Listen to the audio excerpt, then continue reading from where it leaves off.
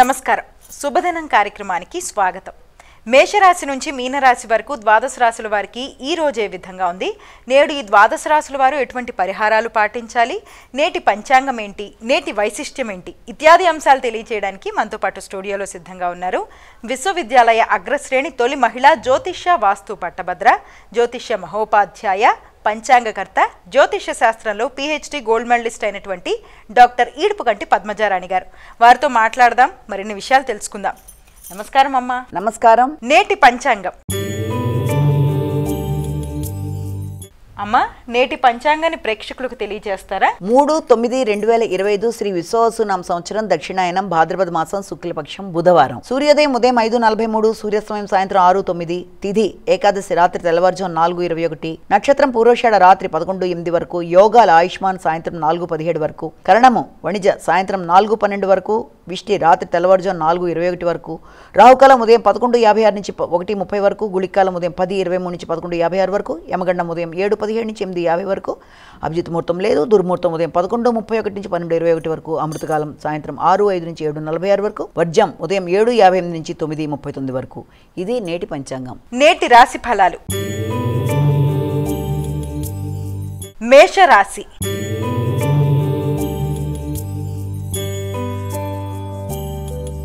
అమ్మా, మేషరాశి వారికి ఈ రోజు ఏ విధంగా ఉండబోతోంది? మేషరాశి వారికి ఈ రోజున ముఖ్యమైన కార్యకలాపాల్లో అంటే తండ్రి పెద్దల యొక్క ఆశీస్సులు తీసుకుంటారు, దూర విద్య కొరకు ప్రయత్నాలు చేస్తారు, ఆధ్యాత్మిక ఆలోచనలు అధికంగా ఉంటాయి. అలాగే ప్రయాణాలకు కూడా చాలా వరకు అవకాశం ఉన్న రోజుగా కూడా మనం దీన్ని ఒకటి భావించవచ్చు. అంటే ప్రయాణాలు కానీ లేకపోతే పెద్దల్ని కలిసి ఆశీస్సులు తీసుకోవడం మొదలైన వాటికి అవకాశం ఉంటుంది. వ్యక్తుల యొక్క సహకారాన్ని కూడా పొందే అవకాశాలు ఉన్న రోజుగా కూడా మనం ఈ రోజుని భావించవచ్చు. వృషభ రాశి.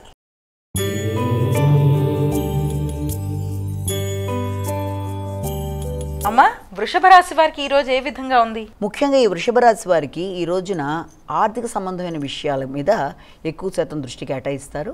ముఖ్యులతో అభిప్రాయ భేదాలు రాకుండా తగిన విధంగా జాగ్రత్తలు తీసుకోవాలి. ఆర్థిక విషయాల్లో కావచ్చు, లేకపోతే ముఖ్యులంటే మీ తోబుట్టువులు, అలాగే ఆత్మీయులైన వ్యక్తులతో వీలైనంతవరకు ఘర్షణలకు దూరంగా ఉండవలసిన పరిస్థితులు లాంటివి ఏర్పడడం, మాట పట్టింపుల్ని అధిగమిస్తూ ముందుకు వెళ్ళడానికి ప్రయత్నాలు లాంటివి చేయాలి. అలాగే ఆర్థిక విషయాలలో తీసుకునే నిర్ణయాల విషయంలో కూడా తగిన విధంగా జాగ్రత్తలు తీసుకుంటూ ముందుకు వెళ్ళాలి. మిథున రాశి.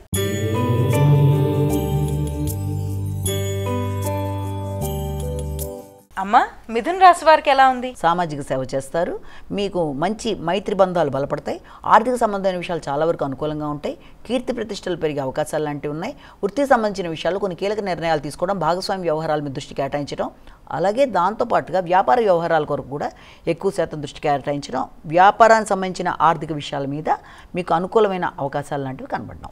కర్కాటక రాశి.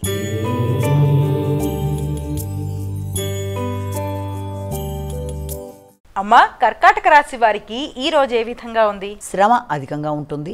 అలాగే వ్యక్తులతో, ముఖ్యంగా మీ యొక్క వ్యక్తులు కూడా ఎవరంటే మీ యొక్క బంధువర్గంతో కానీ లేకపోతే ఏదన్నా మీరు మిమ్మల్ని ఇబ్బంది పెట్టడానికి ఎవరన్నా వ్యక్తులు ప్రయత్నం చేస్తున్నా కూడా, పోటీలకు సంబంధించిన విషయాలు కావచ్చు, ఇబ్బంది పెట్టడానికి చేసే వ్యక్తుల మీద కానీ విజయం సాధించడానికి ఎక్కువగా కృషి చేసి కొంత అలసట అనేది ఏర్పడుతుంది. కనుక వీలైనంతవరకు తగిన విధంగా ప్రణాళికలు ఏర్పరచుకుంటూ మీరు ముందుకు వెళ్ళాలి. అలాగే ఆధ్యాత్మిక కార్యక్రమాలకు సంబంధించి కూడా ఎక్కువ శాతం మీరు దృష్టి కేటాయిస్తారు, దానికి సంబంధించిన ఖర్చులు అనేవి అధికంగా కనబడుతున్నాయి. సింహరాశి.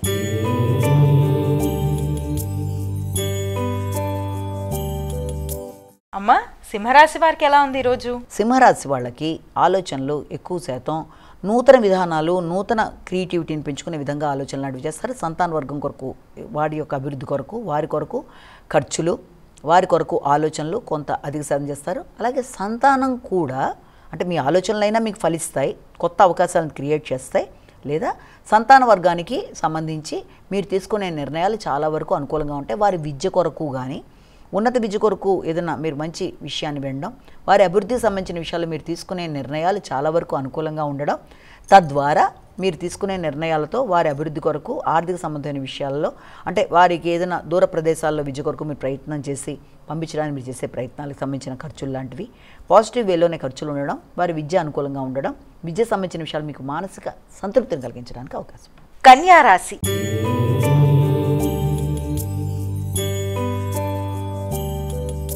అమ్మ కన్యా రాశి వారికి ఎలా ఉంది ఈరోజు? కన్యా రాశి వాళ్ళకి గృహ వాతావరణానికి సంబంధించిన విషయాల మీద, వృత్తికి సంబంధించిన విషయాల మీద ఎక్కువగా దృష్టి కేటాయిస్తారు. అంటే వృత్తిపరంగా అభివృద్ధి కొరకు మీరు చేసే ప్రయత్నాలు, అలాగే గృహంలో సదుపాయాలు కల్పించడానికి మీరు చేసే ప్రయత్నాలు, వీటికి సంబంధించి చాలా వరకు అనుకూలతలే ఏర్పడుతున్నప్పటికీ మీరు ఎక్కువ శాతం గృహానికి సంబంధించి గృహ వాతావరణం, తల్లి మొదలైన వారు, వారి యొక్క ఆరోగ్య విషయాలు, విద్యార్థులు విద్యాపరమైన విషయాలు చాలా వరకు అనుకూలంగా ఉండే అవకాశం ఉంది. వృత్తికి సంబంధించిన విషయాలు కూడా మీకు అనుకూలమైన మార్పులు ఇచ్చే అవకాశాలు అంటూ కనబడుతున్నాయి. తులారాశి.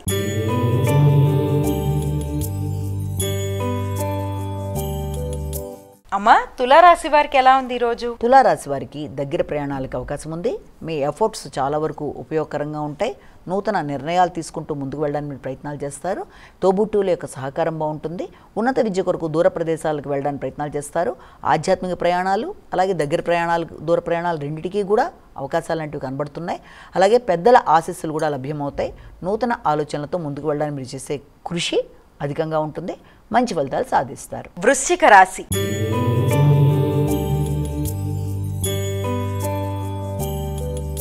అమ్మ వృశ్చిక రాశి వారికి ఎలా ఉంది ఈరోజు? వృశ్చిక రాశి వాళ్ళకి ఆర్థిక సంబంధమైన విషయాలలో ఎక్కువ శాతం దృష్టిని కేటాయించడం, కుటుంబ వ్యవహారాలు, అలాగే కుటుంబ వ్యవహారాల్లో కొంత అనుకోని మీరు వేసుకున్న ప్రణాళికలకి విరుద్ధంగా జరిగే అవకాశాలు లాంటివి కనబడడం వల్ల కూడా కొంత చికాకులు అధికంగా ఉంటాయి.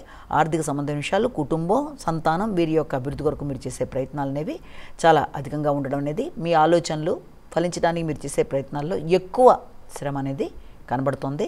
అలాగే మీరు తీసుకునే నిర్ణయాలు అంటే ఇతరులకు మీరు ఇచ్చే సలహా ఉపయుక్తంగా ఉన్నప్పటికీ కూడా ఆర్థిక విషయాల్లో మీరు ఆశించిన స్థాయిలో లేకపోవడం, ఆకస్మికమైన ఖర్చులు అనుకున్న దానికంటే ఎక్కువ అవ్వడం వల్ల కొంత ఇబ్బందులకు గురయ్యే అవకాశాలు లాంటివి ఉంటాయి. కాబట్టి సరైన ప్రణాళికతో ముందుకు వెళ్ళడం, ఇతరులకు ఎవరికైనా మీరు మాట ఇచ్చేటప్పుడు 1-2 సార్లు ఆలోచించుకోవడం, ఆర్థిక విషయాల్లో తగిన విధంగా ప్రణాళికతో ముందుకు వెళ్ళాల్సిన పరిస్థితులు అయితే కనబడుతున్నాయి. ధనస్సు రాశి.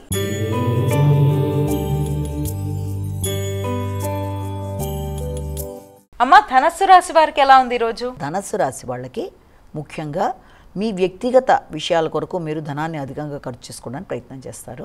అలాగే మీ ఆలోచనలలో నూతన అవకాశాల కొరకు ప్రయత్నాలు చేయడం, కొత్త పెట్టుబడుల కొరకు ఆలోచనలు చేయడం, భాగస్వామి వ్యవహారాల కోసం ఆలోచించడం మొదలైన వాటికి అవకాశం ఉంది. అలాగే జీవిత భాగస్వామి యొక్క ఆరోగ్య విషయాల గురించి కూడా తగిన విధంగా శ్రద్ధ తీసుకుంటూ ముందుకు వెళ్ళడానికి అవకాశం అనేది కనబడుతుంది. మకర రాశి.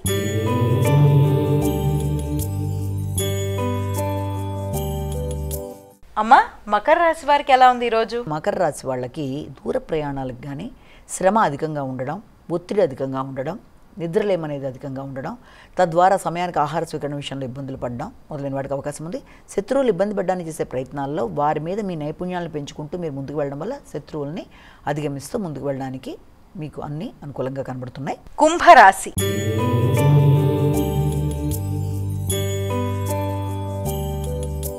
అమ్మ కుంభరాశి వారికి ఎలా ఉంది? కుంభరాశి వాళ్ళకి ఆర్థిక సంబంధమైన విషయాలు కావచ్చు, వృత్తికి సంబంధించిన విషయాలు కావచ్చు చాలా వరకు అనుకూలంగా ఉంటాయి. అంటే ముఖ్యంగా మీ శ్రమకి తగిన ప్రతిఫలాన్ని మీరు పొందే అవకాశం అనేది ఉంది. అలాగే ఆర్థిక విషయాలు మాత్రమే కాకుండా వృత్తి, అలాగే దాంతోపాటు మీ అభివృద్ధి కొరకు చేసే ప్రయత్నాలు, అధిక శ్రమ, అలాగే డైలీ నిత్య జీవితంలో మీ యొక్క డైలీ రొటీన్లో కూడా చాలా వరకు మార్పులు చేయడానికి ప్రయత్నాలు చేస్తారంటే ఇలా చేసినట్లయితే నేను అధికంగా బాగుంటుందనే కొత్త ఆలోచనలతో ముందుకెళ్ళడానికి ప్రయత్నాలు చేస్తూ ఉంటారు. అలాగే మీ యొక్క బంధువర్గంతో కూడా మీకు లాభసాటిగా ఉండే అవకాశాలు లాంటివి కనబడుతున్నాయి. వారితో కలిపి చర్చలు చేయడం, ఇంతకు ముందుండే రుణాలు ఏదైనా ఉంటే వాటిని తీర్చడానికి చేసే ప్రయత్నాలు అనుకూలంగా ఉంటాయి. ఎలా చూసినా కూడా మీరు తీసుకునే నిర్ణయాలు చాలా వరకు అనుకూలంగా ఉండే అవకాశం ఉంది. ఆర్థిక విషయాలు, కుటుంబ వ్యవహారాలు అనుకూలంగా ఉంటాయి. మీనరాశి.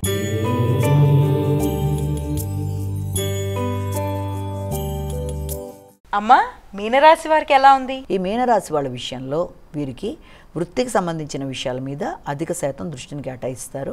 వృత్తిలో మీకు రెస్పాన్సిబిలిటీస్ లాంటివి పెరుగుతాయి.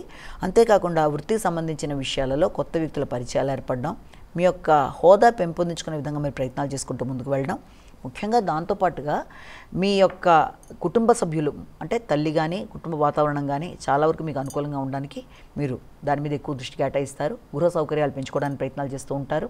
వృత్తిపరంగా గౌరవాన్ని నిలుపుకోవడానికి చేసే ప్రయత్నాలు మొదలైన వాటి వల్ల రెండింటి మధ్య కొంత స్ట్రెస్ లెవెల్స్ అధికంగా ఉంటాయి. కాబట్టి సరిగ్గా ప్రణాళికతో ముందుకు వెళుతూ అటు గృహపరమైన విషయాలు, ఇటు పక్కన వృత్తిపరమైన విషయాలు, తల్లి, గృహం, వాహనం, వాటికి సంబంధించి అన్ని విషయాల్లోనూ కరెక్ట్గా ప్లాన్ చేసుకుని వెళ్తే మీకు అన్ని పనులు సక్రమంగా అయిపోవడానికి అవకాశాలు లాంటివి ఉన్నాయి. అమ్మ, ద్వాదశ రాశుల వారు వారికి వారే సులభతరంగా చేసుకోగలిగే ఒక పరిహారాన్ని తెలియజేస్తారా? 12 రాశుల వారికి కూడా ఈ రోజున తప్పనిసరిగా చేసుకోవాల్సిన పరిహారంలో ప్రతి వ్యక్తి తమ వ్యక్తిగత దైవాన్ని ప్రార్థించుకుంటూ ముందుకు వెళ్ళడం ఒక విధానం అయితే, దాంతోపాటుగా మీకు గనక అవకాశము, ఆసక్తి, సమయము ఉన్నట్లయితే తప్పనిసరిగా ఈ రోజున విష్ణుమూర్తికి సంబంధించిన శ్లోకాలు కానీ, అష్టోత్తరాలు కానీ, ముఖ్యంగా వామనుడికి సంబంధించిన శ్లోకాలు, అష్టోత్తరాలు లాంటివి కానీ ఏవైనా సరే అవి మీకు చాలా వరకు ఆర్థికంగా కావచ్చు, శ్రేయస్సుకు సంబంధించి కానీ మీకు అనుకూలంగా ఉండే అవకాశాలు ఉన్నాయి. కనుక ఏదైనా అవి చేయడానికి ప్రయత్నాలు చేయండి. అలాగే విష్ణుమూర్తి ఆలయాలు కానీ, కృష్ణుడికి సంబంధించిన ఆలయాలు కానీ వెళ్ళడం కూడా, వాటికి దేనికి అవకాశం కనుక లేకపోతే కనీసం విష్ణు సహస్రనామాలు వినడం లాంటివి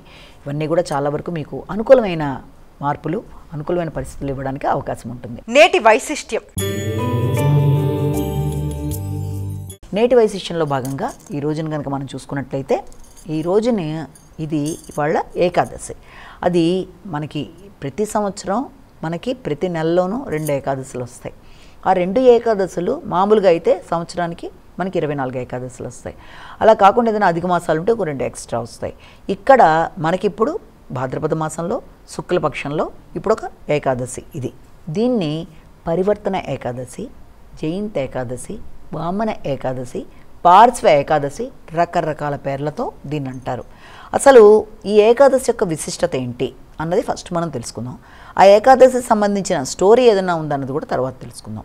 ముందుగా ఏంటంటే, సాధారణంగా ఏకాదశి అనేది చాలామంది విష్ణు భక్తులు పర్ఫెక్ట్గా దాన్ని పాటిస్తారు. ఏకాదశి ఉపవాసం ఉండడం అనేది, తర్వాత దానికి సంబంధించిన ఆ రోజున తీసుకునే ఆహార పదార్థాలు, అలాగే ఆ రోజు విసర్జించవలసిన పదార్థాలు లాంటివి చేసుకుంటూ, అలాగే ఉదయం లేవగానే మనం స్నానాది కార్యక్రమాలు పూర్తయిన తర్వాత విష్ణుమూర్తిని ప్రార్థించడం, విష్ణు పూజ చేయడం, దాంతోపాటు విష్ణు సహస్రనామాలు లాంటివి వినడం, అంతేకాకుండా దాంతో సమానంగా హరికి సంబంధించిన కీర్తనలు, రాత్రంతా హరికి సంబంధించిన శ్లోకాలు అవన్నీ కూడా చేసుకుంటూ, వింటూ, విష్ణు సహస్రనామాలు మొదలైనవన్నీ పాటించుకుంటూ, ఇవన్నీ చేస్తూ, హరికి సంబంధించిన దేవాలయ సందర్శన చేస్తూ, భగవద్గీత మొదలైనవన్నీ కూడా పారాయణాలు చేసుకోవడం, ఇవన్నీ చేస్తూ మర్నాడు ద్వాదశ గడియల్లో సమీపించిన తర్వాత వాళ్ళు ఉపవాసాన్ని చేసుకోవడం, ఇవంతా దీంట్లో ప్రాసెస్. అయితే ప్రతి ఏకాదశికి దానికి సంబంధించిన విశిష్టత అనేది ఉంటుంది. ఇప్పుడు ఈ పార్శ్వ ఏకాదశి, పరివర్తన ఏకాదశి, అసలు ఆ మాట అర్థం ఏంటి, దీని ఇంపార్టెన్స్ ఏంటని చూస్తే మనకు తీసుకున్నట్లయితే, మామూలుగానే సాధారణంగా దక్షిణాయనం ప్రవేశించిన తర్వాత మనకి భగవంతుడు యోగ నిద్రలోకి వెళ్ళడం అనేది జరుగుతుంది. ఎప్పుడు దేవశయని ఏకాదశి, దాన్ని తొలి ఏకాదశి అంటారు. అది మనకి ఎప్పుడు కూడా ఈ యొక్క దక్షిణాయనం సమీపించిన సమయంలో అక్కడి నుంచి 4 నెలల పాటు అప్పుడు యోగ నిద్రకి వెళ్ళిన భగవంతుడు మరలా ఇక్కడ మనకి ఆయన మళ్ళీ ఈ యొక్క ఉత్తాన ఏకాదశి అప్పుడు మళ్ళీ ఆయన నిద్ర లేవడం అనేది కార్తీక మాసంలో శుక్లపక్షంలోకి వచ్చే ఏకాదశి సమయానికి ఆయన లేవడం అనేది జరుగుతుంది. ఈ మధ్యకాలంలో ఆయన యోగ నిద్రలో ఉండడం అనేది జరుగుతుంది. దాదాపు ఈ 4 నెలల కాలంలో భగవంతుడు యోగ నిద్రలో ఉన్న సమయంలో వచ్చే ఏకాదశుల్లో ఈ ఏకాదశి యొక్క విశిష్టత, ఇది చాలా పవిత్రమైంది అని ఎక్కువ ఎందుకు చెప్తారు అంటే, దీని పేరే పరివర్తన, పార్శ్వ, జయంతి, ఇన్ని రకాల పేర్లు మనం వింటున్నాం. వామన ఏకాదశి అని కూడా అంటారు. ఇది ఇక్కడ వామన ఏకాదశి అన్న పేరు కూడా మనం చూసుకున్నట్లయితే, ఇప్పుడు ఓనం జరిగే రోజులు అంటారు దీన్ని. ఓనం సంబంధించి 10 రోజులు వరుసగా పెడుతూ ఉంటాయి. అయితే ఇక్కడ ఈ యొక్క దాంట్లోనే ఈ ప్రధానంగా ఈ రోజున కనుక మనం తీసుకున్నట్లయితే, ఈ రోజున సాధారణంగా పరివర్తన అంటే ఏంటంటే చేంజ్. భగవంతుడు ఎప్పుడైతే యోగ నిద్రలో ఉంటాడో ఆయన పడుకున్న డైరెక్షన్ నుంచి ఒక పక్క నుంచి మరొక పక్కకి, ఎడమ నుంచి కుడికి అలాగా ఒత్తిగిలుతాడు. అంటే డైరెక్షన్ని చేంజ్ చేసుకోవడం అన్నది మనం ఒక విధానంగా మాట్లాడతాం. ఇంకోటి ఏంటంటే, ఈ ఏకాదశి నియమాలు పాటిస్తూ భగవంతుడిని ప్రార్థిస్తూ ఉపవాసం అంటే భగవంతుడి సమీపంలో ఉంటూ తగిన విధానమైన ఆహార స్వీకరణ చేస్తూ ముందుకు వెళ్ళడం బట్టి వ్యక్తిలో ఈ ఏకాదశిని పాటించడం బట్టి వ్యక్తిలో వచ్చే చేంజ్, ఏ రకమైన చేంజ్, పరివర్తన అనేది దీంట్లో ప్రధానంగా చెప్తారనమాట. అంటే వ్యక్తిలో వచ్చే మార్పు, పరివర్తన అంటే నథింగ్ బట్ చేంజ్. ఆ చేంజ్ అనేది ఏ విధంగా ఉంటుంది, ఎలాంటి అంటే వ్యక్తిలో ఉండే ఎలాంటి భావాలైనా నెగిటివిటీస్ ఏమైనా ఉంటే అవి నల్లిఫై అయిపోవడం, తగ్గిపోవడం, అలాగే మానసికంగా వ్యక్తికి ఒక రకమైన అభివృద్ధి, ఆధ్యాత్మిక చింతన పెరగడం, అలాగే లౌకిక విషయాలకి సంబంధించిన విషయాల మీద ఆయన ఆలోచన విధానంలో వచ్చే మార్పులు, ఇలా రకరకాలుగా వచ్చే మార్పులన్నింటినీ కూడా పరివర్తన ఏకాదశి ప్రకారం తీసుకుంటారు. అయితే ఈ పరివర్తన ఏకాదశిలో కనుక ఉపవాసాది నియమాలు రెగ్యులర్గా కొందరు ఏంటంటే ఏకాదశి పూర్తిగా 24 ఏకాదశులు చేసుకుని ఉంటారు, కొంతమంది వారికి తగిన విధంగా పెడుతూ ఉంటారు. ఎలా చేసినా ఇందులో మనకు కావాల్సిందంటే భగవంతుడి మీద భక్తి, భగవంతుడికి సంబంధించిన విధానం, దానికి సంబంధించిన మనం ఏదైనా చేయగలమా, మన వైపు నుంచి ఎంతవరకు చేయగలం అన్నది ప్రధానంగా మనం ఇందులో చెప్తాం. ఈ విషయంలో కనుక తీసుకున్నట్లయితే పరివర్తన ఏకాదశి నాడు ప్రధానంగా పూజించవలసిన దైవం ఏంటంటే వామనుడు. ఆయన త్రివిక్రముడు అని కూడా అంటారు. వామనుడిని పూజించే విధానం అన్నమాట. అంటే విష్ణుమూర్తి యొక్క 1 of the 5వ అవతారం అది. ఆయన చూస్తుంటే మత్స్య, కూర్మ, వరాహ, నరసింహ అవతారాల తర్వాత ఆయన మానవ అవతారంలోకి వచ్చిన దానిగా మనం ఈ వామన అవతారంలో ఉన్న ఆయన్ని ఇవాళ మనం పూజ చేస్తాం. ఆయన పూజ చేయడం వల్ల సర్వశ్రేయస్సు అభివృద్ధి అనేది కలుగుతుందని దీని యొక్క ఇదిగా చెప్తారు. వామన ఏకాదశి, దాని నెక్స్ట్ కంటిన్యూషన్ రేపు వచ్చేది వామన ద్వాదశి అని కూడా వస్తుంది.